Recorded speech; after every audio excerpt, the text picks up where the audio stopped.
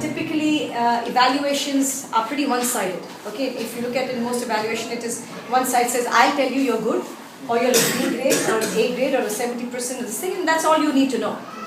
So over the years, Riverside was attempting to develop a lot of these moments of evaluation that allowed this story to become a partnership.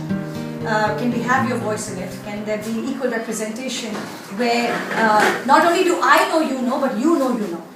We would like to prototype it here to see how long should a story or a dialogue like this be? How quick can it be? And in that, does it still give us an ability to get the 360 view? Fair enough? If you are doing an evaluation of yourself, okay, then you have to look at where will you put yourself?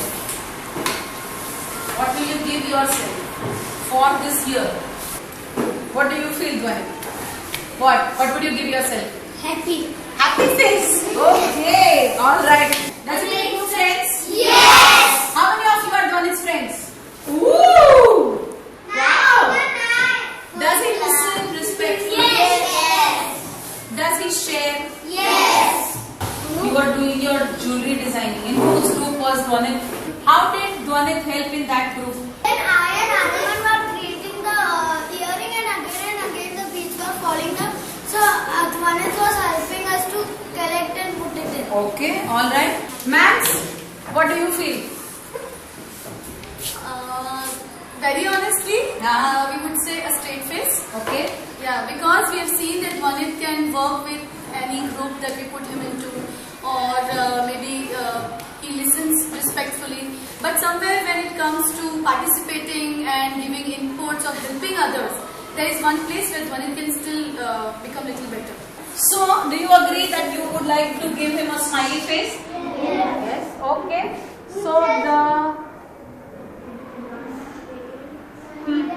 So the peers and Dhwanit are giving him a smiley. You all are still feeling that he can get a straight face, right? Okay.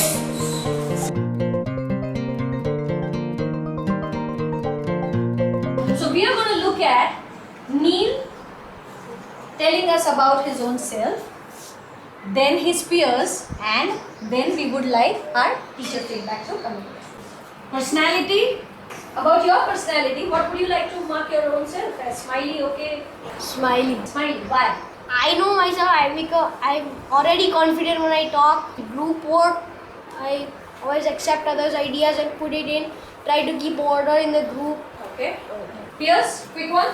When I saw him in the beginning of the year, he was very rude to me and I didn't even like him. But now he has changed his attitudes and he's been more calmer and I think he's a better person. I agree to Samvik. He has changed his personality. He has changed from as a person. He has changed from what he was in the beginning and what he is now. Okay, so everybody feels that it is a smiley there? Yes. Okay, that's lovely. Yeah, Neil, you get a smiley there. Teachers, what would you feel? For the personality, definitely I would give a smiley for him. Okay. He is really a very cool-headed, calm, composed and confident person when the situation demands, especially when he is out of his comfort zone. Okay. Definitely a smiley. A smiley? Okay, so there goes one more smiley for you. And if there is a board which talks about this particular thing, what does it tell to you when you look at your own self? How does it help you? Amaya, let me know, how does this peer evaluation help you? What does it make you feel at that time? At the good points which I'm good at, I feel good, that I feel proud of myself, and my weakness, I understand that what is the trigger point and I try to improve on it. Somebody asked me this morning in my teacher meeting, ma'am, how did you not know you were not good in math in school? I said, didn't know because I got good marks. Because the entire education asked me to repeat an idea that I knew. I was doing it extremely well. I didn't know I was not good. If we just quickly look at participation and we've got our own assessment of where we will stand. So let us take Sumani. Yeah, there we are. So participation, where will you put yourself? So we're looking at under again the novice, apprentice, competent and proficient, which is pretty much given. Competent? Competent, and when you put competent, there is a range. Yeah, that's what Right?